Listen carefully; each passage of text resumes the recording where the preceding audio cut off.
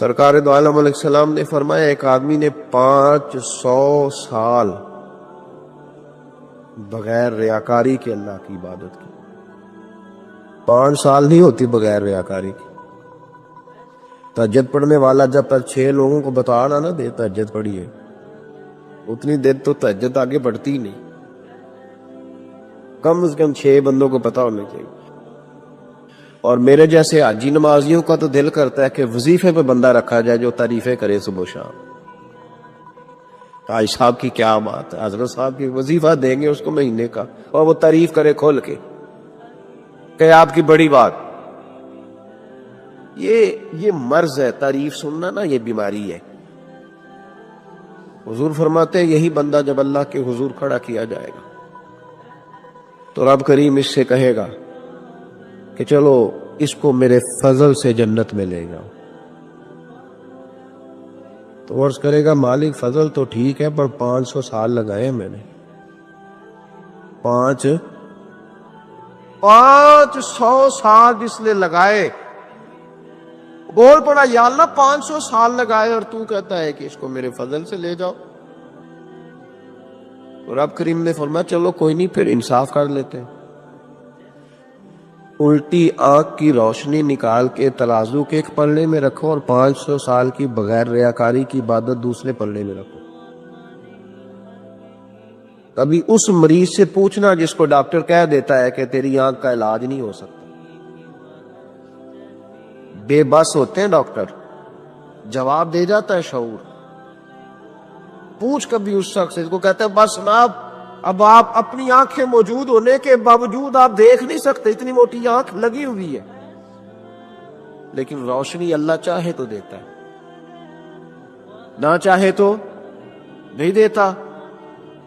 ایک آنکھ کی روشنی ایک پلڑے میں رکھ لو اور دوسرے میں 500 سال کی عبادت رکھ دی. اللہ اکبر. تو رب کریم نے فرمایا اب تولو. جب تولی تو وہ عبادت تھوڑی تھی اور ایک نعمت زیادہ تھی. اللہ نے فرمایا یہ تو بھئی اس کو تو 500 سال دیے تھے، یہ تو ایک نعمت کا شکر نہیں ادا کر سکا، پکڑو اس کو دوزخ میں ڈالو. ایک کر کے کیا آیا ہے، پکڑو جہنم میں ڈالو اس کو، لے چلو. ترمذی شریف کے لفظ ہے، نبی پاک نے ہمیں سمجھایا اور ایک جملے میں ساری بات ختم کر دی. حضور فرمانے لگے تو اللہ کی تھوڑے دیے ہوئے رزق پہ راضی ہو جا، وہ بھی تیری تھوڑی عبادت سے راضی ہو جائے گا. اور اگر تیرا پروگرام ہے نا لمبی چوڑی جائیدادوں کا تو پھر سجدے بھی لمبے کر، پر لمبے کر میں تو بھی. یہ کیا بات ہوئی، یہاں جتنی دولت بڑھتی جاتی ہے عبادت سکڑتی جاتی ہے، وقت ہی نہیں، ٹائم ہی نہیں. یہ بڑھا پھر. تو جب دوزخ میں جانے لگا نا تو پھر خیال آیا، تو حضور فرماتے استغفار کرنے لگا، کہنے لگا اللہ میں بھول گیا تھا، اللہ مجھے غلطی لگ گئی. استغفار کر رہا. تو جب اس نے استغفار کیا تو رب کریم تو پہلے ہی بڑا قبول کرنے والا ہے. یا اللہ میں بھول گیا تھا، فرمایا چلو جو استغفار کرے اسے تو میں ویسے ہی معاف کر دیا کرتا ہوں. ایک صحابی چڑیا کے بچے اٹھا کے لے آئے، وہ چڑیا شکایت لے کے آئی اور حضور کے کندھے پہ بیٹھ کر شکایت کرنے لگی کہ حضور آپ کے صحابی نے میرے بچے اٹھا لیے. بات تو چڑیا کے بچوں کی ہو رہی تھی نا. تو رسول کریم فرمانے لگے اس کے بچے چھوڑ دو. اور پھر حضور فرمانے لگے دیکھو یہ چڑیا اپنے بچوں سے کتنا پیار کرتی ہے، جب چڑیا اتنا پیار کرتی ہے تو رب اپنے بندوں سے کتنا پیار کرتا ہو. اللہ کتنی رحمت والا ہوگا. یعنی ہر بات میں رسول کریم نا، ہر بات میں اللہ کی رحمت کا ذکر. ایک جنگ کا موقع ہے تو صحابہ کرام علیہم رضوان فرماتے ہیں کہ دوران جنگ ایک عورت کا بچہ کھو گیا اور بچہ بھی دودھ پیتا تھا. دودھ پیتا بچہ کچھ دیر ملے نا تو ماں کی چھاتیوں میں دودھ جوش مارتا ہے. دودھ پیتا بچہ کھو گیا تو عورت دیوانوں کی طرح، مجذوبوں کی طرح بچہ تلاش کرتی، میرا بچہ. کبھی ادھر جاتی ہے کبھی ادھر جاتی ہے، ڈھونڈتی ہے، تلاش کرتی، پریشان ہوتی. میرے رسول کریم کی نظر پڑ گئی، حضور کی نظر رحمت ہو گئی. تو محبوب فرمانے لگے صحابہ بتاؤ اس کا بچہ ڈھونڈو. ایک صحابی کہنے لگے حضور مجھے پتا ہے کہاں ہے, ابھی ملوا دیتا ہوں. تو حضور نے فرمایا یہ اپنے بچے سے کتنا پیار کرتی. عرض کی حضور نہ کوئی ماپ سکتا ہے, نہ کوئی تول سکتا ہے, نہ کوئی اندازہ کر سکتا ہے. حضور کی آنکھوں میں آنسو آ گئے. فرمایا ذرا ایک بات تو بتاؤ یا رسول اللہ پوچھئے. فرمایا اگر اس کا بچہ اسے مل جائے تو یہ اسے آگ میں ڈالے گی؟ تو صحابہ عرض کرنے لگے حضور ہو ہی نہیں سکتا, یہ تو گرم ہوا نہیں لگنے دے گی. تو حضور فرمانے لگے میرا رب اس سے بہت بڑھ کر اپنے بندوں سے محبت کرنے والا اور اس سے بہت بڑھ کر اپنے بندوں پہ رحم کرنے والا ہے. وہ بھی چاہتا نہیں کہ اس کے بندے جہنم میں جائیں. امام غزالی نے بڑی خوبصورت روایت لکھی. حضرت ابو ہریرہ رضی اللہ تعالیٰ عنہ فرماتے ہیں کہ ہم لوگ بیٹھے تھے تو یکا یک ایک دیہاتی عرابی آیا, یکا یک اندر داخل ہوا, السلام علیکم کہا. بندہ بڑا سادہ تھا, یہ بھی نہیں پوچھا کہ باتیں کیا ہو رہی تھی, کوئی سوال جواب نہیں. سلام لینے کے فوراً بعد عرض کرتا یا رسول اللہ ایک مسئلہ پوچھنا تھا. کہتے ہم حیران ہو گئے کہ یار پہلے پوچھ تو لے, پہلے کیا بات ہو رہی, آتے ہی اپنی چھیڑ دی ہے. ایک مسئلہ پوچھنا تو حضور نے فرمایا پوچھو. عرض کرنے لگا حضور یہ بتائیں قیامت والے دن حساب کس نے لینا ہے؟ تو محبوب مسکرائے, فرمایا بولے آدمی سادی سی بات ہے, حساب اللہ نے لینا ہے. کہتے وہ بات سن کے نا تو چل پڑا, جواب سن کے تو چل پڑا, رکا ہی نہیں. تو حضور نے فرمایا ٹھہر تو جا, پہلے تو آیا ہے, سلام لی ہے, بات بھی کوئی نہیں کرنے دی, دھڑام سے اندر داخل ہوا ہے اور سوال کا جواب لیا اور پھر تو نے تبصرہ ہی نہیں کیا تو نکل گیا ہے. یا رسول اللہ حکم کرے. فرمایا کیا پوچھ رہا تھا؟ حضور پوچھا ہے کہ حساب کون لے گا. تو حضور فرمانے لگے میں نے بتایا اللہ لے گا, تو بولا کیوں نہیں؟ کہنے لگا یا رسول اللہ بس اتنا ہی پتہ کرنا تھا, اگر اللہ نے حساب لینا ہے تو پھر ہم نے باچی جانا ہے انشاءاللہ. تھا پھر باچی جانا ہے. تو حضور فرمانے لگے کس طرح؟ کہنے لگا یا رسول اللہ جب وہ کریم غالب آئے گا نا, جب اس کا غلبہ آئے گا تو وہ بڑا کریم ہے, اس نے معاف ہی کرنا, اس نے معاف ہی کرنا ہے, اس نے کرم ہی کرنا ہے. عدل کرے تے تھر تھر کمبل, عدل کرے تے پھر تھر تھر کمبل, اچیاں شانہ والے تے فضل کرے تے بخشے جاون, میرے جائے منہ کھالے. فرمایا اس نے معاف ہی کرنا ہے. حضرت ابو ہریرہ کہتے ہیں کہ حضور نے فرمایا ٹھیک ہے تو جا. وہ چلا گیا تو حضور رونے لگے. فرماتے ہم نے عرض کی حضور کیا ہوا؟ تو محبوب فرمانے لگے بندہ بڑا سادہ تھا پر بات بڑی کھری کر گیا ہے, بڑی کھری بات کر گیا ہے. کریم جب غالب ہوتا ہے تو معاف ہی فرماتا ہے. تو بھائی سادے لوگوں کو بھی پتا تھا کہ اللہ کی رحمت کی بات ہمارے گھروں میں, ہماری گفتگو میں, ہمارا ایک دوسرے سے ملنا, ناراض نہ ہونا, مایوسی کی باتیں کرتا ہے, مایوسی. میں انتظار میں ہوں, میں انتظار میں ہوں کہ کوئی بندہ مجھے ملے اور آ کے کہے میں بڑا راضی ہوں, بتائے اللہ کا شکر کیسے کر لوں. میں انتظار میں ہوں, اتنے سالوں میں مجھے بندہ کوئی نہیں ملا, جو ملا اس نے یہی کہا پریشان بڑا ہوں دعا کر دے.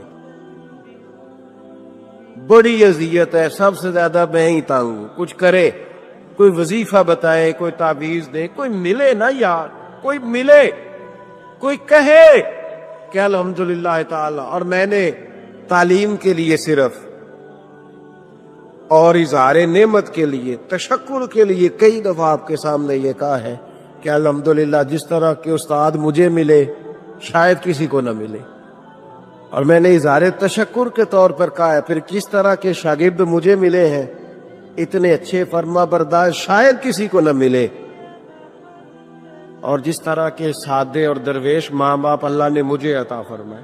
بڑی قدر و قیمت ہے, بڑی قدر جب تک بکے نہ تھے کوئی پوچھنا نہ تھا, تو نے تو خرید کر ہمیں انمول ہی کر دیا. حضرت عمر کے زمانے میں نا ایک نوجوان تھا, نیک تھا, مسجد جایا کرتا تھا رات کو. تو مسجد جا رہا تھا تو رستے میں ایک عورت نے دعوت گناہ دی, ابن عساکر نے اس کو لکھا ہے. تو نوجوان تھا, خواہشات تھی, کچھ طبیعت مائل ہو گئی. ابھی ادھر جا ہی رہا تھا کہ کسی نے آیت پڑھ دی, والی من خاف مقام ربی جنتان, جو رب کے سامنے کھڑے ہونے سے ڈرے گا اللہ 2 جنتیں دے گا. واقعی ڈر گیا, وہ واقعی ڈر گیا, اتنا ڈرا کہ بے ہوش ہو کے گر پڑا. بیماری سے لوگ بے ہوش ہوتے ہیں, پیسے ڈوب گئے بے ہوش ہوتے ہیں, بچے کے غم میں بے ہوش ہوتے ہیں. سچ بتاؤ, کبھی خوف خدا سے بھی بے ہوش ہوتا کوئی دیکھا ہے؟ ہمارے ہاں تو روز مرہ ہی نہیں ہے بھائی, اور بڑی باتیں ہیں بے ہوش ہونے کی, ڈرنے کی, غش کھانے کی. بے ہوش ہو کے گر پڑا. بوڑھے باپ کو کسی نے بتایا بچہ بے ہوش پڑا ہے, اٹھا کے گھر لائے. گھر لا کے کہا بیٹا کیا ہوا؟ نوجوان ہے, چڑھتی جوانی ہے, پر پاکیزہ بڑی ہے. کہنے لگا ابا جی گناہ کی طرف چلا گیا تھا, پر میں نے آیت سن لی جو اللہ کے سامنے کھڑے ہونے سے ڈرے گا رب 2 جنتیں دے گا. میں ڈر گیا تھا, رب واقعی 2 جنتیں دے گا. باپ رو پڑے, ابا جی کی آنکھوں میں آنسو آئے اور کہا پتر اللہ بڑا مہربان ہے, اس کے وعدے سچے ہیں, واقعی 2 جنتیں دے گا. اس میں پھر ایک چیخ ماری اور اس طرح کی ماری کہ اس کی روح ہی پرواز کر گئی. روح ہی پرواز کر گئی. کشتگان خنجر تسلیم را, عشق کی خنجر سے قتل ہو گئے لوگ.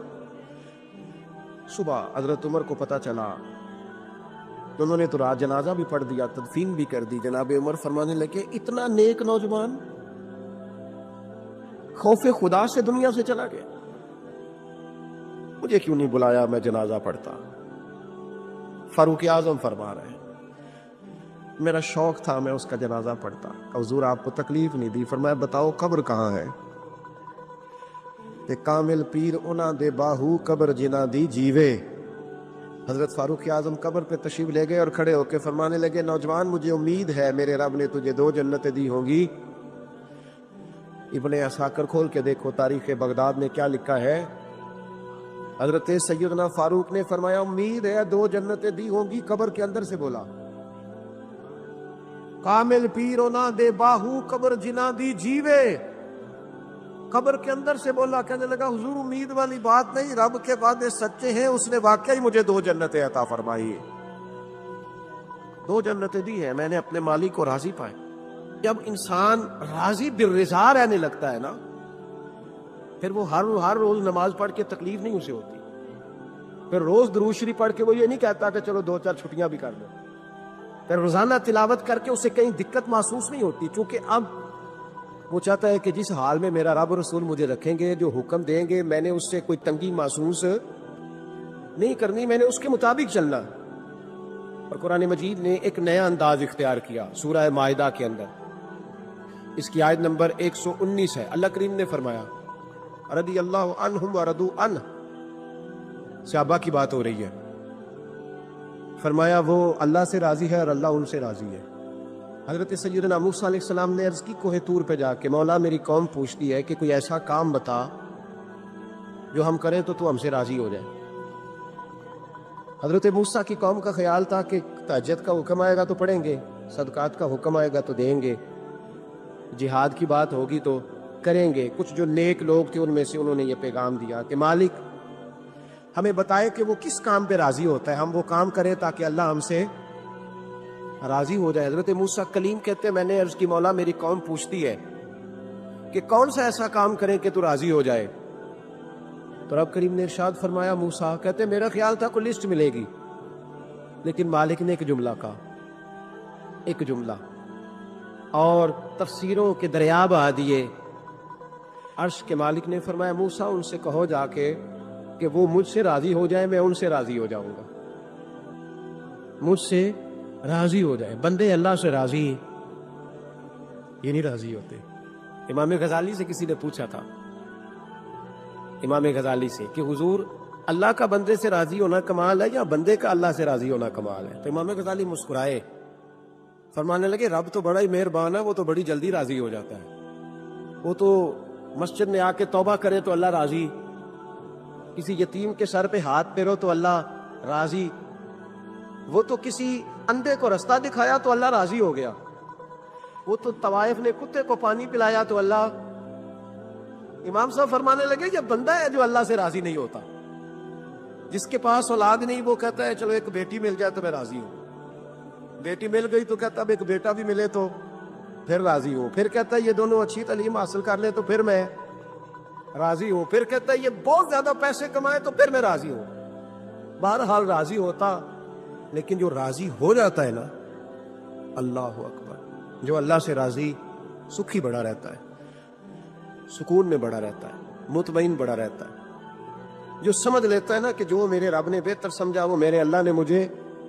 میں کبھی کبھی سوچتا ہوں کہ یار حضرت بلال حبشی نے کوئی عہدہ نہیں مانگا ساری زندگی.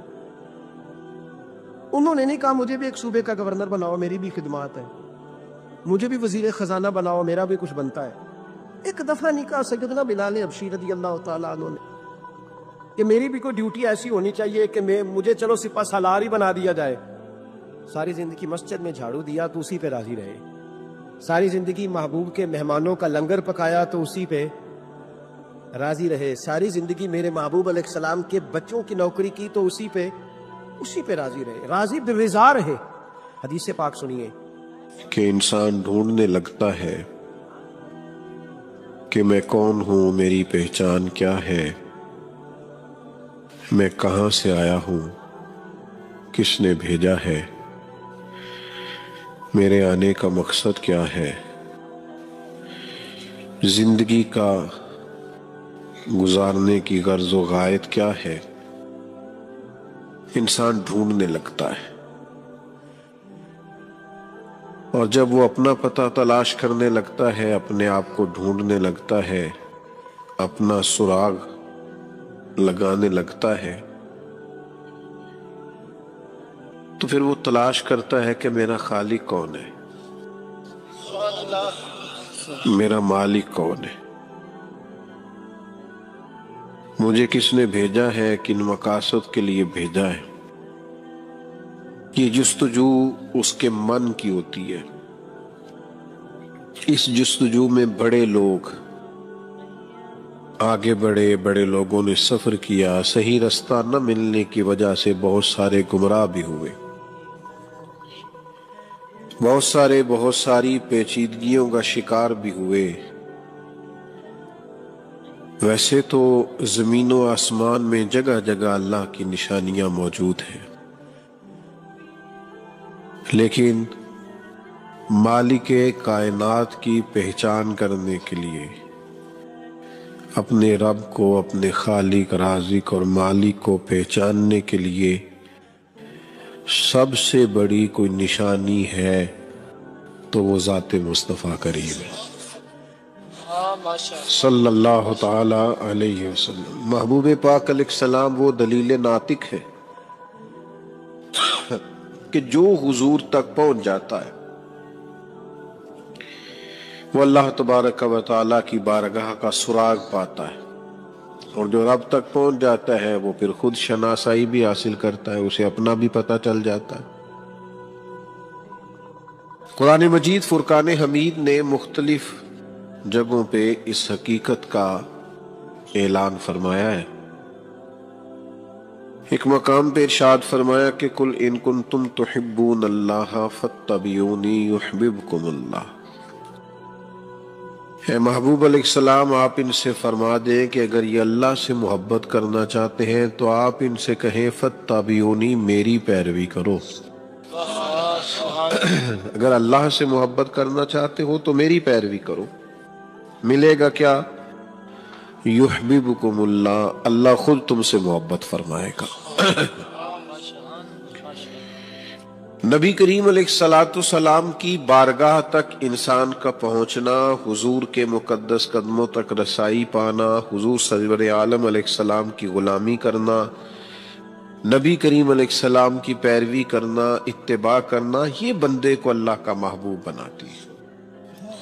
اور صحابہ کرام علیہم رضوان میں ایک تڑپ تھی کہ ہم دیکھیں ہمارا رب کون ہے، خالق کون ہے، مالک کون ہے. یہ تڑپ تھی. ایک دن صحابہ کرام کی ایک جماعت جمع ہو کر، اکٹھے ہو کر حضور علیہ السلام کی بارگاہ میں آئے. اور عرض کرنے لگے کہ یا رسول اللہ صلی اللہ تعالی علیہ وسلم، حضور دیر ہو گئی، سجدہ کرتے، عبادت کرتے، اللہ کی بارگاہ میں جھکتے، اس کے نام پر قربانیاں پیش کرتے، حضور اب دل بڑا کرتا ہے، ہمیں بتائیں ہمارا رب کہاں ہے؟ ہمارا اللہ سے ملنے کو دل کرتا ہے، اس کی زیارت کو جی چاہتا ہے، بتائیں ہمارا رب کہاں ہے؟ اور یہ طلب نہ بندہ مومن میں ہونی چاہیے، یعنی اس کا دل کرنا چاہیے کبھی اے حقیقت منتظر نظر آنا لباس مجاز میں، لاکھوں سجدے تڑپ رہے ہیں میری جبین نیاز میں، یہ طلب ہونی چاہیے۔ اقبال نے کہا نا، تیرے عشق کی انتہا چاہتا ہوں، میری سادگی دیکھ کیا چاہتا ہوں، میرا ذرا سا تو دل ہے مگر شوق اتنا، میں وہی لن ترانی سنا چاہتا ہوں۔ میرا دل کرتا ہے میں تجھے کہوں مالک میں تجھے دیکھنا چاہتا ہوں، اور تو کہے لن ترانی، تو نہیں دیکھ سکتا، ذرا سا تو دل ہے مگر شوق اتنا، میں وہی لن ترانی سنا چاہتا ہوں۔ اور پھر کہنے لگے بھری بزم میں راز کی بات کہہ دی، بڑا بے ادب ہوں سزا چاہتا ہوں۔ یہ تو میں نے سب کے سامنے بول دیا۔ حضور نبی کریم صلی اللہ تعالی علیہ وسلم بیان فرماتے،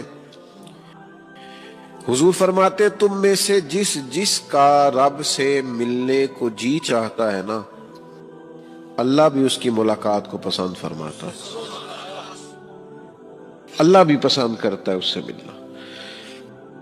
تو اللہ کی بارگاہ تک جانا، اس کی رسائی پانا، یہ بندہ مومن کے دل کی تڑپ ہے۔ تو صحابہ جمع ہو کے آئے، یا رسول اللہ صلی اللہ تعالی علیہ وسلم، ہمیں بتائیے ہمارا رب کہاں ہے؟ تو قرآن مجید نے فرمایا وَإِذَا سَأَلَكَ عِبَادِي أَنِّي فَإِنِّي قَرِيبٌ، اے محبوب علیہ السلام، جب میرے بندے آپ کے پاس آ کے میرے بارے میں پوچھیں تو ان سے فرما دے میں ان کے قریب ہی تو ہوں۔ یہاں ایک نقطہ علماء نے یہ بیان کیا ہے کہ محبوب جب آپ تک آ گئے تو پھر میں قریب ہی تو ہوں۔ خدا کا یہی ہے در، نہیں اور کوئی مفر مکر، جو وہاں سے ہو یہیں آ کے ہو، جو یہاں نہیں تو وہاں نہیں۔ تو نبی کریم علیہ السلام کی بارگاہ ایک ایسی بارگاہ ہے کہ حضور سید عالم علیہ السلام تک جب کوئی رسائی پائے گا، حضور کی سنت کو اپنائے گا، شریعت کو اپنائے گا، آپ کے مقام کو سمجھے گا، آپ کی عظمتوں، بلندیوں، رفعتوں اور شانوں کو دیکھے گا، تو اللہ کی بارگاہ تک پہنچ جائے گا۔ نبی پاک علیہ السلام نے ایک دن صحابہ سے پوچھا کہ تم کیا سمجھتے ہو؟ اپنے دل کو جب پوچھتے ہو، دل پہ توجہ کرتے ہو تو کیا جانتے ہو؟ تو صحابہ کرنے لگے یا رسول اللہ، جب ہم اپنے دل پہ توجہ کرتے ہیں تو ہم سمجھتے ہیں کہ اللہ نے ہمیں ایمان عطا فرمایا ہے۔ تو حضور نے فرمایا تمہارے ایمان کی دلیل کیا ہے؟ ایمان کی کوئی دلیل بھی تو ہوتی ہے نا۔ ہمارے زمانے میں تو کوئی دلیل نہیں، نماز نہیں پڑھتا پھر بھی میں مسلمان ہوں، روزہ نہیں رکھتا پھر بھی مسلمان، جھوٹ صبح سے شام تک، کہتا خبردار کسی نے مجھے ذرا بھی بات کی، سب سے بڑا مسلمان میں ہی ہوں، بددیانتی، دھوکہ، فریب، فرار، لیکن خبردار کسی نے کوئی بات کی، سب سے بڑا مفتی میں ہی ہوں۔ جرم سارے پائے جاتے ہیں۔ دلیل کیا ہے بھائی؟ اگر دیکھیں نا، اگر درخت ہے تو دلیل یہ ہے کہ پھل بھی ہے، شاخیں بھی ہیں، لیکن تو صاحب ایمان ہے تو دلیل کیا ہے؟ تو نبی پاک صلی اللہ علیہ وسلم نے صحابہ سے پوچھا کہ تم ایماندار ہو تو دلیل دو۔ تو بڑے خوبصورت تھے میرے محبوب کے تیار کردہ لوگ، عرض کرنے لگے یا رسول اللہ، ایمان کی دلیل یہ ہے کہ اگر اللہ ہمیں نعمت دیتا ہے تو ہم شکر ادا کرتے ہیں، اگر کبھی مصیبت آتی ہے تو ہم صبر کرتے ہیں، اور یا رسول اللہ ہم اپنے رب کے ہر فیصلے پر راضی رہتے ہیں، ہم اپنے اللہ کے ہر فیصلے پر۔ اب حضور نے رزلٹ کا اعلان کیا تو میرے محبوب فرمانے لگے پھر سنو، میں گواہی دیتا ہوں واقعی اللہ نے تمہیں دولت ایمان عطا فرمائی ہوئی، پھر واقعی اللہ نے تمہیں دولت ہے، اگر تم اپنے رب پر راضی ہو، اگر تم راضی ہو اس کام پر جس پہ اللہ نے تمہیں رکھا ہوا ہے، اگر تمہیں کسی کو دیکھ کر تکلیف نہیں ہوتی، اگر تم نہ حسد میں جلتے ہو، نہ بغض میں، نہ کینے میں، نہ تکبر میں، نہ احساس کمتری کا شکار ہوتے، اگر تم راضی رہتے ہو کہ میرے مالک نے بہترین زندگی مجھے دی، پھر اس کا مطلب یہ ہے کہ تم صاحب ایمان ہو۔ ہمارے زمانے میں لوگوں کی وہ تکلیفیں، صبر نہیں ہے، سکون نہیں ہے، بے چینی سی ہے، بے قراری سی ہے، معاشرے میں ایک عجیب سی ہلچل ہے۔ ہر آدمی سمجھتا ہے کہ وہ سامنے والا جو شخص ہے نا وہ بڑا سکھی ہے اور میں بڑی تکلیف میں ہوں۔ میں رات اپنے پیر بھائیوں کو سمجھا رہا تھا، میں کہہ رہا تھا یاد رکھنا جس آدمی کا عہدہ بڑا ہوتا ہے نا اس کا زخم بھی بڑا گہرا ہوتا ہے، اس کا زخم بھی بڑا۔ ہاں وہ کسی شاعر نے، شعر اردو کا ہے اور تھوڑا وقی تھا شاعر بھی، تو بات بھی اس کی تھوڑی وقی ہے، چلیں آپ سیانے لوگ ہیں، آپ کی سمجھ میں آ ہی جائے گی۔ اس نے کہا تھا کہ ہجوم غم میں بھی توہین ضبط غم نہ ہوئی، ہجوم غم میں بھی توہین ضبط غم نہ ہوئی، ہم اس احتیاط سے روئے کہ آنکھ نم نہ ہوئی۔ لوگوں کو نہیں پتا چلا کہ ہم رو رہے ہیں، ہم نے واہ اللہ کر کے دنیا، ہم اس احتیاط سے روئے کہ ہماری آنکھ نم نہ ہوئی۔ ہم نے واہ اللہ کر کے نہیں بتایا کہ بڑی دقت میں، ہم نے اپنے آپ کو محفوظ رکھا، ضبط میں رکھا، حوصلے میں رکھا، اللہ کی رضا پہ راضی رہے، اپنے آپ کو اپنے رب کی رضا پر۔ میرے نبی پاک صلی اللہ تعالی علیہ وسلم نے فرمایا کہ قیامت کے دن میری امت کا ایک گروہ ایسا ہوگا جسے اللہ تبارک و تعالیٰ اس طرح جنت میں پہنچا دے گا جیسے کوئی بندہ اڑ کے جنت میں چلا جاتا ہے۔ وہ جب جنت میں پہنچیں گے نا تو فرشتے ان سے پوچھیں گے تم نے حساب دیا؟ کہیں گے ہمیں تو پتہ ہی نہیں حساب کیا ہے۔ پل سے رات سے گزرے، کہیں گے خبر ہی نہیں پل سے رات کہاں ہے، تو یہاں کیسے آ گئے؟ کہیں گے اللہ کے فضل سے، اللہ کے فضل سے۔ تو کہا بتاؤ تو صحیح تمہاری نیکی کیا تھی؟ تو کہیں گے دو باتیں تھیں، ایک تو ہم اللہ کے حلال کو حلال جانتے تھے، رب کے حرام کو حرام جانتے تھے، اور دوسرا یہ تھا کہ ہم اللہ کے ہر فیصلے پہ راضی رہتے تھے، اللہ کے ہر فیصلے پہ۔ تو جو رب کریم کی رضا پہ راضی رہے پھر اسے کسی حساب کتاب کا سامنا نہیں کرنا پڑے گا، پھر اسے پل صراط کی دشوار گزار گھاٹیوں کا سامنا نہیں کرنا پڑے گا۔ شرط یہ ہے کہ وہ اللہ کی رضا پہ راضی رہے، وہ اللہ کے فیصلے کو بصیر و چشم مانے، وہ عاجزی اور انکساری کے ساتھ گردن جھکا دے اپنے مالک کے فیصلوں پر، جھکا دے۔ اللہ نے حضرت ابراہیم کو اولاد نہیں دی، پھر زمانے کے بعد دی، پھر دینے کے بعد کہا کہ جاؤ وادی غیر ذی زرع ان میں چھوڑ کے آؤ۔ سخت گرمیاں ہو جائے تو لوگ بچوں کو اسکول نہیں بھیجتے، چھٹیوں کا اعلان ہو جاتا ہے، لیکن حضرت ابراہیم چھوڑ آئے بچہ، اور بچہ ایک تو بچہ اللہ تعالیٰ روٹین میں دیتا ہے تو اس کی قدر و منزلت اور ہوتی ہے، اور ایک بندہ بڑی دعاؤں التجاؤں خواہشات کے بعد لیتا ہے، اس کی قدر و منزلت۔ وہ بچہ جو بڑی دعاؤں کے بعد لیا، کہا چھوڑ آؤ، کوئی کھانا نہیں، پانی نہیں، دانا نہیں، حضرت ابراہیم چھوڑ آئے۔ 13 سال اکٹھے رہنے کی اجازت نہ ملی، اور جب اجازت ملی تو کہا اب چھری اٹھاؤ اور بیٹے کی گردن پہ چلا دو۔ آپ اس کو آسان کام سمجھتے ہیں؟ اتنی تسلیم و رضا، ہر فیصلے پہ راضی ہونا، ہر فیصلے پہ۔ یہاں ہمارا حال یہ ہے کہ 2 منٹ کے لیے تکلیف آتی ہے تو لوگ واہ ویلا کرتے، شور بچاتے، کفر بولتے۔ ہر آدمی آپ اس کو ٹٹول کے دیکھیں تو کہتا ہے سب سے تکلیف میں ہی ہوں۔ کس سولی پہ لٹکے ہوئے ہم؟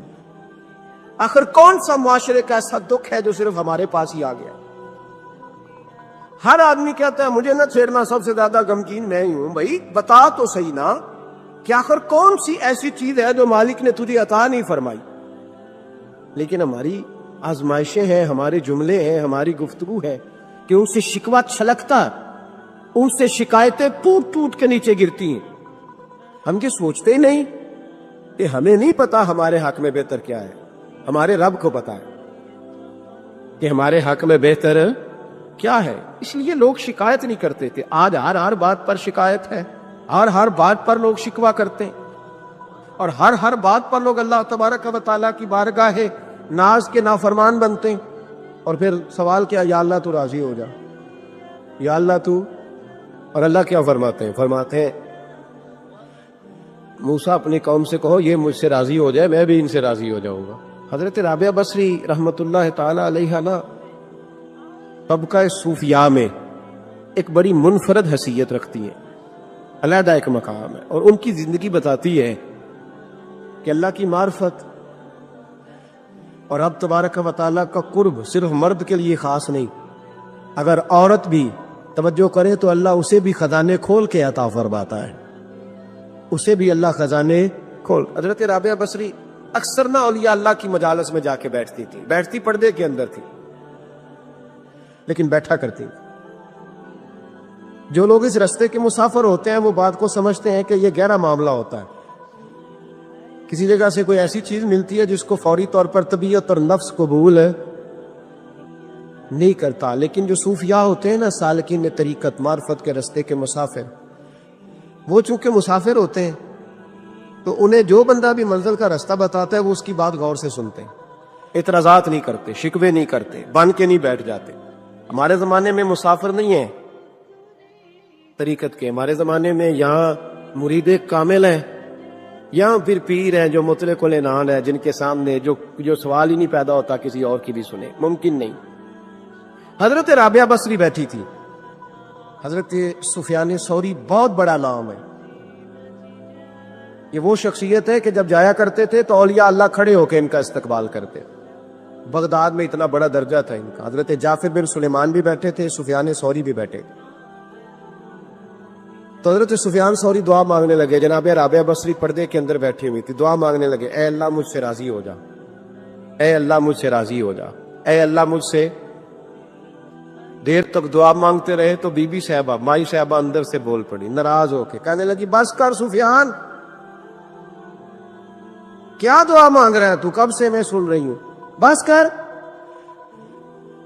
کیا ہوا، تو کیوں ناراض ہوتی ہے؟ فرمانے لگی سفیان تو نے ایک بار بھی کہا، میں نے برداشت کیا، دوسری بار بھی کہا، بتائیے دعا ٹھیک ہے کہ نہیں ان کی؟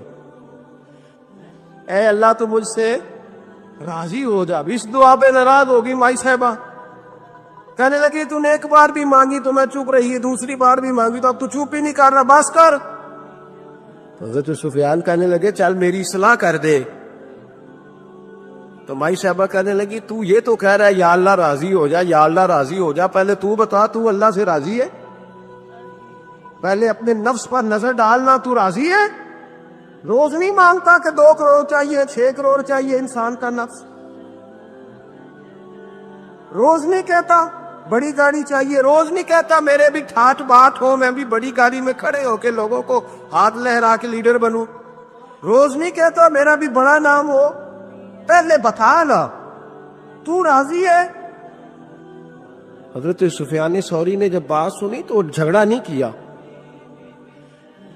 بلکہ اللہ اکبر کہا اور چیخ مار کے رونے لگے، کہنے لگے رابعہ تو سچ کہتی ہے، ابھی تو میں اس منظر تک نہیں پہنچا کہ میں رب سے راضی ہو جاؤں تو میں اسے راضی کرنے چلا ہوں، تو سچ کہتی ہے۔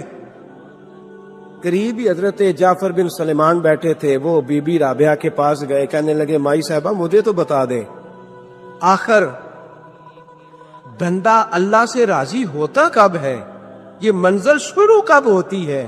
تو آپ فرمانے لگی اس وقت کہ بندے کا جو حال نعمت ملنے پہ ہوتا ہے نا، جب وہی حال اس کا مصیبت آنے پہ ہو تو پھر سمجھو وہ اپنے رب سے راضی ہو گیا، پھر وہ اپنے رب سے۔ یہاں لوگ راضی نہیں ہیں، نہ شریعت کے حکم پر راضی ہیں معاذ اللہ، نہ دین کے آنے پر راضی ہیں۔ حضرت یوسف علیہ السلام کے بھائیوں نے کہا کہ سمجھ تو آ گئی ہے ہمیں کہ ہم نے زیادتی کی، ظلم کیا، اب کرنا کیا ہے؟ تو جناب یوسف کہنے لگے کچھ بھی نہیں کرنا، جاؤ تمہیں معاف کیا، معافی مل گئی۔ انہوں نے کہا کہ ہمیں تو معافی مل گئی، تو ابا جی تو رو رو کے ان کی بصارت کم ہو گئی آنکھوں کی۔ ماں بڑا پیار کرتی ہے اور بیٹے سے جو باپ پیار کرتا ہے اس کا بھی اندازہ کوئی نہیں کر سکتا۔ اللہ کی بارگاہ تک رسائی پانے کا کامل، مکمل، اکمل طریقہ ذات مصطفیٰ کریم صلی اللہ تعالی علیہ وسلم، نبی پاک علیہ السلام کی ذات، جس نے بھی اللہ کی بارگاہ تک رسائی پائی اس نے حضور ہی کے صدقے پائی۔ جیسے جیسے کوئی حضور کی بارگاہ تک پہنچتا گیا وہ اللہ تک پہنچتا گیا۔ ویسے بھی صوفیاء نے نا جو تصوف کی اصطلاحات بیان فرمائی ہیں تو ان میں صوفیاء کچھ اس طرح کی اصطلاحات بھی بیان فرماتے ہیں ایک ہے بندے کا چلنا اللہ کو ڈھونڈنے کے لیے، اس کی معرفت پانے کے لیے، یہ مقام نفی ہے، اسے ہر چیز فنا کرنی پڑے گی، ہر چیز کی نفی کرنی پڑے گی، پھر اللہ تک جائے گا۔ اور ایک ہے رب کرم کر دے، واللہ یختص برحمتہ من یشاء، وہ جسے چاہے اپنی رحمت سے خاص کر لے۔ فرمایا وہ جب کرم فرمائے تو پھر مقام نفی نہیں، پھر جمع ہی جمع ہے، پھر وہ خود ہی رحمت کرتا ہے، رستہ آسان کر دیتا ہے اور بندہ اللہ تک پہنچ جاتا ہے۔ رستہ آسان، اور وہ رستہ آسان کیسے ہوگا؟ واحد ذریعہ یہ ہے کہ فتبعونی، حضور کی غلامی کرے، یہ سب سے آسان، یہ سب سے آسان رستہ ہے اللہ کی بارگاہ تک جانے کا۔ وہ جیسے ماشاءاللہ آپ کافی لوگ چھتوں پہ موجود ہیں نا، تو ہارون رشید بھی ایک دن اپنے محل کی چھت پہ ٹہل رہا تھا، تو اچانک اس کی نظر گئی نیچے، تو اس نے دیکھا کہ حضرت بہلول دانا گزر رہے ہیں۔ بادشاہ آدمی تھا، اس نے اوپر جو سپاہی کھڑے تھے ان سے کہا کہ اس بابے کو تو اوپر بلاؤ۔ انہوں نے اوپر سے ایک ڈولی بھیجی، ایک ٹوکری بھیجی، موٹی رسیاں بندھی ہوئی، طاقتور چیزیں اس کے ساتھ لگی ہوئی۔ وہ نیچے آئی، نیچے جو سپاہی تھے ان کو اشارہ کیا، انہوں نے حضرت بہلول دانا کو پکڑ کے اس میں بٹھایا، اوپر والوں نے اوپر کھینچ لیا۔ 2-3 منٹ لگ گئے، حضرت بہلول دانا ہارون رشید کے سامنے بیٹھے۔ تھوڑا غصہ لگا کہ یہ کوئی طریقہ نہیں ویسے بلانے کا، لیکن بادشاہ لوگ بادشاہ ہوتے۔ حضرت بہلول دانا کو بلا کے کہنے لگا حضور ناراض نہ ہوئیے گا، ایک بات پوچھنی تھی۔ آپ فرمانے لگے بھائی بڑا کمال طریقہ ہے تیرا مسئلہ پوچھنے کا، چلو پوچھو۔ تو کہنے لگا پوچھنا یہ تھا کہ یہ بتائیے آپ اللہ تک کیسے پہنچے؟ آپ کو قرب الہی کیسے ملا؟ یہ معرفت الہی کے خاص جلوے، یہ آپ کی شخصیت پر جذب کی کیفیات، یہ ہر وقت اللہ کی محبت میں خود رفتہ رہنا، آپ اللہ تک کیسے پہنچے؟ تو رب کریم کے بندے آسان باتیں کرتے، باتوں کو الجھایا نہیں کرتے، سوکھی سوکھی بات کرتے۔ حضرت بہلول دانا فرمانے لگے جس طرح ابھی زمین سے تیرے تک نہیں پہنچا، بس اسی طرح میں رب تک پہنچ گیا ہوں۔ تو بادشاہ تھا، ان کے اپنے ذہن ہوتے، کہنے لگا سمجھ نہیں آئی۔ فرمایا تو بادشاہ جو ہوا، بادشاہ لوگوں کے مزاج ہوتے۔ فرمایا اگر میں تجھ سے ملنا چاہتا تو میں ایک درخواست لکھتا کہ مجھے تجھ سے ملنا ہے، پھر میں کسی وزیر کے سفارشی سائن کراتا، پھر تو مجھے کوئی ٹائم دیتا فلاں دن آ جانا، پھر میں لائن میں لگتا، پھر میری باری آتی، اور باری آتی تو پتہ نہیں تیرا موڈ کس طرح کا ہوتا، تو بات سنتا کہ نہ سنتا۔ جب میں چاہتا تو پتہ نہیں کتنا وقت لگ جاتا، جب تو نے چاہا ہے نا۔ مانا کہ محبت کے سفر میں ہر گام پہ 100 مشکل ہے، لیکن یہ سفر آسان بھی ہے اگر ساتھ تمہارا ہو جائے۔ میں اگر چاہتا تو پتہ نہیں کتنا ٹائم لگ جاتا، لیکن تو نے چاہا ہے تو 1 منٹ بھی نہیں لگا۔ بلا مثال و بلا تشبیہ، صرف سمجھانے کے لیے حضرت بہلول دانا فرمانے لگے میں رب تک جانا چاہتا، پتہ نہیں جا سکتا تھا کہ نہیں، اسی نے کرم فرمایا ہے، اسی نے مہربانی کی ہے، اسی نے رحمت کی ہے، اپنی بارگاہ تک بلا لیا ہے۔ تو یاد رکھنا اللہ کی معرفت کا واحد راستہ رسول کریم کی ذات والا صفات، جو جتنا حضور کی معرفت پاتا جائے گا، جتنا نبی کریم کی بارگاہ تک جاتا جائے گا، حضور کے اقوال کو پڑھے گا، احادیث کو پڑھے گا، اسوہ حسنہ کا مطالعہ کرے گا، نبی پاک کی سنت کو پڑھے گا، حضور علیہ السلام کے بتائے ہوئے رستوں پر چلے گا، درود پاک پڑھے گا، سیرت کو پڑھے گا، جتنا حضور کی بارگاہ کے قریب جائے گا اتنا اسے اللہ کی معرفت سمجھ میں آئے گی، اتنا وہ خالق اور مالک کو پہچانے گا، اتنا اپنے آپ کو پہچانے گا۔ جتنا رب کریم کے حضور کے قدموں کے قریب ہوتا جائے گا، اس پر بڑی ساری چیزیں کھلتی جائیں گی۔ ہم نا ادھر ادھر سے سکون تلاش کرتے ہیں، دائیں بائیں سے حقیقتوں کو پانا چاہتے ہیں۔ الجھے سے لوگ دیکھتا ہوں میں، بکھری بکھری سی باتیں کرتے ہیں، وسوسوں کا غلبہ ہے۔ پتہ نہیں یہ ٹھیک ہے کہ پتہ نہیں وہ ٹھیک ہے، پتہ نہیں یہ بات درست تھی کہ پتہ نہیں وہ درست تھی۔ لوگ فکری تناؤ کا شکار ہیں۔ اعلیٰ حضرت بریلوی فرماتے ہیں ایک ہی حل ہے، ایک ہی، فرماتے ہیں ان کے در پہ آ پڑو، حضور کی بارگاہ تک آؤ، نبی کریم کے حضور حاضری دو۔ یہ وہ بارگاہ عالی مرتبت ہے جہاں سے تمہارے ہر سوال کا جواب بھی تمہیں مل جائے گا، ہر قسم کا سکون بھی ملے گا، اللہ کی معرفت بھی نصیب ہوگی، کرم بھی ہوگا، رحمت بھی ہوگی۔ اور یہ آپ سمجھ لیں، دیکھ لیں کہ جو بھی حضور کی بارگاہ تک گیا ہے نا، وہ رب کو پہچان گیا، وہ پہچان گیا، اسے معرفت الہی حاصل ہو گئی۔ حضرت عبداللہ ابن سلام رضی اللہ تعالیٰ عنہ بڑے عالم تھے، تورات جانتے تھے، انجیل جانتے تھے، زبور کا مطالعہ رکھتے تھے۔ یہ جو لوگ پڑھے لکھے ہوتے ہیں نا، ان بیچاروں کے ذہنوں میں سوال بڑے ہوتے ہیں۔ تو بعد کی بات ہے نا کہ صد کتاباں صد ورق در نار کن، روح دل را جانب دلدار کن، مشکل کام ہے۔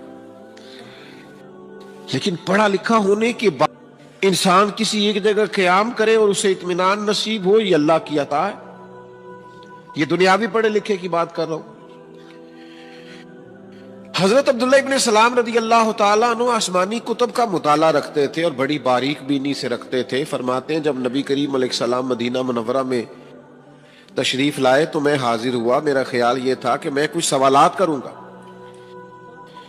کچھ باتیں کروں گا، کچھ سوالات کے جواب چاہوں گا اور کچھ اپنے آپ کو مطمئن کروں گا۔ آپ بات کو سمجھیے گا۔ ہم نہ کبھی حضور پریشان ہوتے تو انتظار کرتے کہ آج وہ دیہاتی آ جائے نا، ظاہر نام تھا اس کا۔ اب یہ مسند امام احمد بن حنبل میں موجود ہے کہ وہ نہ چونکہ گاؤں سے اپنی چیزیں بیچتا تھا، لا کے سر پہ رکھ کے لاتا تھا، چھابڑی والا تھا، ریڑی والا تھا۔ نبی پاک صلی اللہ تعالیٰ علیہ وسلم نا ایک دن مدینے کے بازار سے گزر رہے تھے تو وہ دکان پہ کھڑا ہے، اپنی چیزیں بیچ رہا ہے، شہر کی خرید رہا ہے۔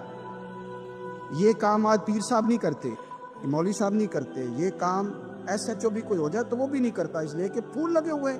سنو میرے یارو، یہ رنگ ہے غریبی کے اندھیروں سے نکالنے والا، یہ رنگ ہے فقیر کو، غلام کو عزت دینے والا۔ وہ اپنے دھیان خریداری کر رہا ہے۔ صحابہ کہتے ہیں نبی پاک نے اسے دیکھ لیا بازار میں سے تو حضور نہ ہلکے ہلکے قدم اٹھانے لگے۔ یار بھی یار کے لیے اٹھاتا، چھپتا چھپاتا پہنچتا ہے۔ وہ یار میں نہیں بات کر رہا چیف آف آرمی اسٹاف کی، میں نہیں بات کر رہا وزیر اعظم اور صدر کی، میں ملک کے صدر کی بات نہیں کر رہا، میں رسولوں کے امام کی بات کر رہا ہوں، میں رب کے نائب مطلق کی بات کر رہا ہوں۔ وہ فرشتے جن کا جلوہ دیکھنے کے لیے ترسیں اور اللہ کی بارگاہ میں عرض کریں کہ تیرا محبوب آ رہا ہے معراج پہ، تو 2 منٹ ملیں گے زیارت کے لیے؟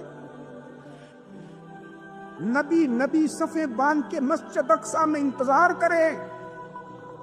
او غریبوں، تمہیں جو روشنی مدینے والے رسول نے دی تمہیں کوئی لیڈر نہیں دے سکتا۔ چپ کے حضور گئے، وہ ترکاریاں بیچ رہا ہے، چھابڑی والا، ریڑی والا، ریلی والا، اور میرے بھائی کمال کر دیتے ہیں، وہاں پہنچا دیتے، اٹی والی یہ تیری خیر ہو گئے۔ او بھائی کیا انداز ہے! میرے رسول پاک نے نا پیچھے سے جا کے نا تو اس کی آنکھوں پہ ہاتھ رکھ دیا۔ یہ کام یار کرتے ہیں یاروں کے ساتھ، یہ سجن کرتے ہیں۔ اور میں یہ سمجھا ہوں کہ حضور نا تنہائی میں بڑا پیار کرتے تھے، جب وہ گھر میں حاضر ہوتا تھا، مسجد میں حاضر ہوتا تھا تو پیار کرتے تھے۔ آج سونے نے سوچا کہ میں اس یاری کا بازار میں اعلان کروں، آج لوگوں کو پتا چلے کہ میری غریب سے دوستیاں تو یہ چھپی ہوئی نہیں، آج چوک میں بازار میں اعلان ہونا چاہیے کہ میرا یہ غریب چھابڑی والا سجن ہے۔ حضور نے آنکھوں پہ ہاتھ رکھا اور ہاتھ رکھ کے فرمایا پہچان بھلا میں کون ہوں؟ نہیں، اپنی بولی گل کرنے۔ حضور فرمایا بوجھ ہاں بھلا میں کون ہوں؟ او بہت جہاں پلا میں کون آ حضور صلی اللہ علیہ وسلم نے فرمایا بتا قربان جائے. حضرت انس کہتے یوں لگتا ہے کہ فرشتے جمع ہو گئے اس وادی میں. اس نے نا اپنی کمر پیچھے کی اور حضور کے علم نشرہ کے سینے سے رگڑنے لگا. کہنے لگا سوڑیا تو جس گلی سے گزرے تو خوشبو نہیں مجھے تیرا ایڈریس بتاتی. حضور خوشبو بتا رہی ہے میرے رسول ہیں. نبی پاک صلی اللہ تعالی علیہ وسلم نے نا ایک اور خوش طبی کی, یار یار سے شغل کر ایک اور خوش طبی کی نبی پاک. رنگ کالا, غربت کا یہ عالم کے اپنے سر پہ رکھ کے سودے بیچتا ہے. قربان جاؤں نبی پاک صلی اللہ علیہ وسلم خوش طبی نہیں کرتے خوش طبی لوگ ایک دوسرے سے. تو نبی پاک صلی اللہ علیہ وسلم نے بازو پکڑ کے کہا او بھائی میں نے یہ بندہ بیچنا ہے, کوئی خریدے گا؟ نرخ بازار محبت کا انوکھا ہو گیا, خود خریداروں میں شامل آ کے مولا ہو گیا, کوئی خریدے گا؟ حضرت انس کہتے ہیں ان باتوں پہ لوگ ہنس رہے تھے, مسکرا رہے تھے, لیکن پھر اس نے اس خریدنے کے جواب میں جو جملہ کہا تو سارے رو پڑے. نبی پاک نے جب کہا کوئی خریدے گا تو اس نے چہرہ پیچھے کیا, صرف چہرہ, رو کے کہنے لگا سونیا مجھے تو اپنا نام بھی نہیں لکھنا آتا, یہ تو بندہ نواز ہے تو کرم فرماتا ہے, مجھے تو نیڑے کوئی نہیں بٹھاتا, میرا نہ روپ ہے نہ رنگ ہے نہ شکل ہے نہ کوئی اور میرے پاس خوبی, مجھے کون خریدے گا؟ لوگ تو ملازم بھی رکھتے ہیں تو پڑھے لکھے اور سیانے رکھتے, مجھے کون خریدے گا؟ اب اس بات پر جب لوگ روئے تو میرے نبی پاک نے یوں پکڑا, تو کہندے نہیں میں تیرا سجن ہوں, تینوں کوئی پرواہ نہیں. نبی پاک نے یوں کندھا پکڑا, اس کا رخ ٹیرا اور پھر سینے سے لگا, فرمایا چپ کر, یہ تو نہیں کیا کہا کہ مجھے کون خریدے گا؟ فرمایا تو رب رسول سے پیار کرتا ہے, بندوں کی نظر میں تیری قدر ہو نہ ہو, میرے رب کی نظر میں تیری بڑی قیمت ہے. عادی کہتے ہیں میں سمجھ گیا کہ یہ بادشاہ نہیں, یہ اللہ کے سچے رسول ہے. فرماتے ہیں مسلمان ہو گیا تو جو بھی دروازہ محبوب تک پہنچا ہے, جو بھی بارگاہ رحمت للعالمین تک پہنچا ہے, اسے اللہ کی معرفت مل گئی, اسے جینے کا سلیقہ. اور یار جینے کا کیا, یہ عجیب لوگ تھے نا حضور کے غلام جو شہادت کی دعائیں مانگتے تھے,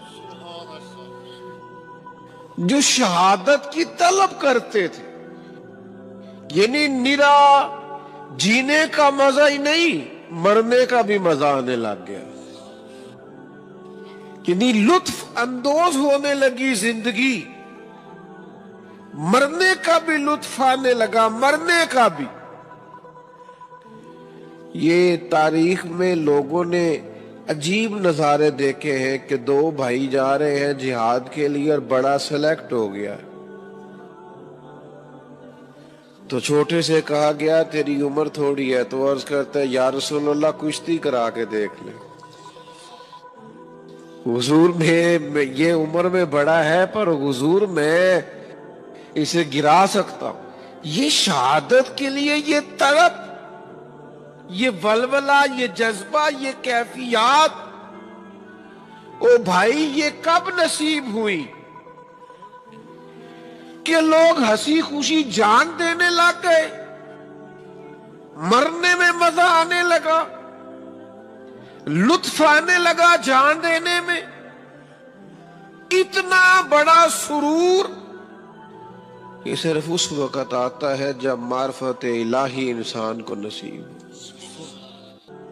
جب اسے نبی پاک علیہ السلام کے زیر سایہ رہتے ہوئے اللہ کا قرب نصیب ہو, پھر یہ کرم نصیب ہوتا ہے. آپ دیکھیے اللہ کے نبی حوصلے والے صبر والے ہوتے ہیں, پر بیٹے کی جدائی بین اللہ کے نبی نے بھی اتنے آنسو بہائے, اتنے آنسو بہائے بیٹے کی جدائی میں کہ نظر آنا کم ہو گیا. بشارت بیٹے کو ابا جب بھی فون کرتا ہے پردیس میں کہ تو آ جا چند گھڑیوں کے لیے, میرا پتہ کوئی نہیں.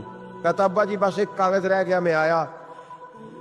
جب ابا جی پردہ کر لیتے ہیں تو کہتے ہیں اس کو برف میں لگا دو, میں 3 دنوں کے بعد آ جاؤں گا. اب کیا فائدہ, اب تو رہ ادھر ہی, اب کوئی پڑھ دے گا جنازہ بھی, اب تو آ کے میں نے منہ دیکھنا ہے تو کیا ہوگا اس سے. اب تو نبی پاک کا حکم ہے جب کوئی انتقال کر جائے تو جلدی دفن کرو.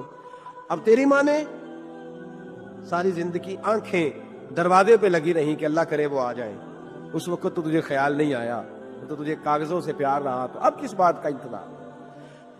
حضرت یوسف علیہ السلام سے بھائی کہنے لگے کہ جناب یعقوب کو نظر آنا کم ہو گیا ہے، ان کا کیا کریں؟ تو قرآن ہے بھائی، قرآن۔ میں نے کہا یہاں ہمیں سمجھا دو، یہاں ہم سے سمجھ لو نا بھائی، ہم سے ہی سمجھ لو، یہ اس آیت کا بتاؤ کیا ترجمہ کریں، بتاؤ۔ اور تم بلڈوزر چلاؤ حضرت علیمہ کے گھر پہ تو ہم چپ رہیں، یہ بھی کس طرح ہو سکتا ہے؟ حضرت یوسف کے بھائیوں نے کہا کہ ابا جی کی آنکھوں کی بینائی کم ہو گئی ہے، اب کیا کریں؟ قرآن ہے۔ کہنے لگے اذهبوا بقمیصی، یہ میری قمیض لے جاؤ۔ حضرت جابر ابن عبداللہ رضی اللہ تعالیٰ عنہ فرماتے احد والے دن میں نے ایک صحابی کو دیکھا، وہ کھجور کھا رہے تھے۔ کھجور کھاتے کھاتے عرض کرنے لگے یا رسول اللہ صلی اللہ تعالیٰ علیہ وسلم، اگر اس جنگ میں میں شہید ہو جاؤں تو کہاں جاؤں گا؟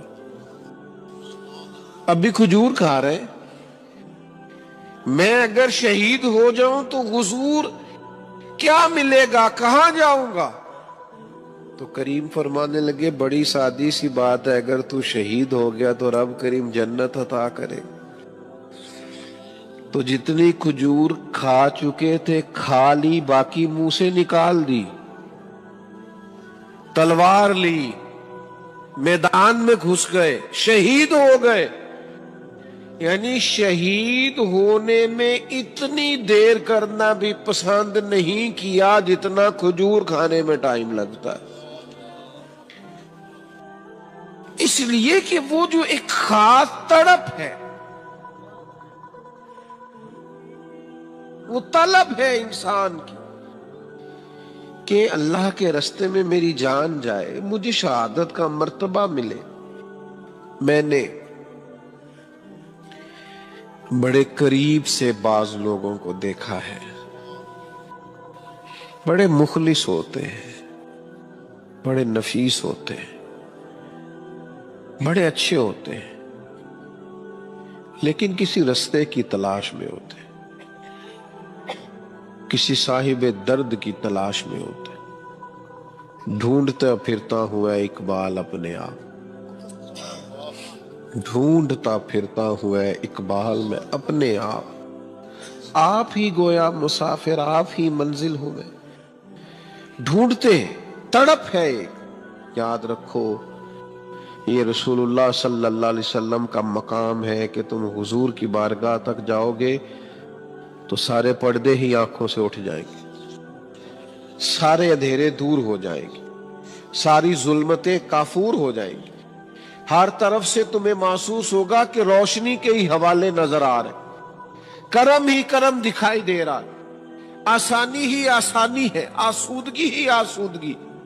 اور ہر شخص کو وہ کسی شعبے سے تعلق رکھتا ہو، کسی طرح کا بھی ہو، وہ کوئی بھی کسی سمت میں بھی سوچنا چاہتا ہو، وہ محبوب کی بارگاہ تک آئے گا تو جھولی بھر کے خیرات پائے گا۔ دوستو، اگر آج کے اس بیان نے آپ کے دل کو چھو لیا ہو، اگر اس بات نے آپ کے دل کو تھوڑا سا سکون دیا ہو، تو اس ویڈیو کو لائک ضرور کریں اور پیر اجمل راضا قادری بیان ٹی وی کو سبسکرائب کر کے بیل آئیکن دبانا نہ بھولیں۔ اس چینل پر آپ کو ملتا رہے گا دل کو سکون دینے والا بیان، زندگی کو صحیح راہ دکھانے والی نصیحتیں اور اللہ سے جوڑنے والی باتیں۔ اس بیان کو اپنے دوستوں، گھر والوں اور چاہنے والوں کے ساتھ شیئر ضرور کیجیے۔ ہو سکتا ہے آپ کے ذریعے کسی پریشان دل کو سکون مل جائے۔ اللہ ہم سب کو عمل کی توفیق عطا فرمائے، آمین۔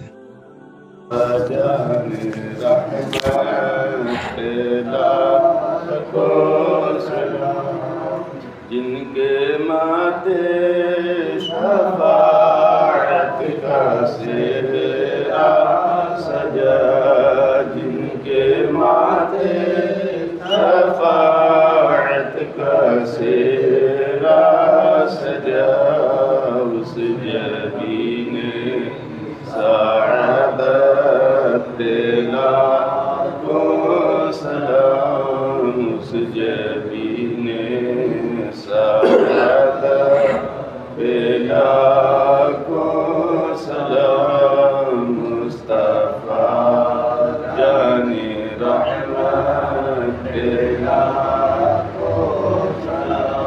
پتلی پتلی گولے قدس کی پاتیاں، پتلی پتلی گولے قدس کی پاتیاں، ان لبوں کی نزاکت پہ لاکھوں سلام، ان لبوں کی نزاکت پہ لاکھوں سلام، مصطفیٰ احمد پہ لاکھوں سلام، جس طرف اٹھ گئی دم دم آ گیا، جس طرف اٹھ گئی دم دم آ گیا، اس نگاہ غنا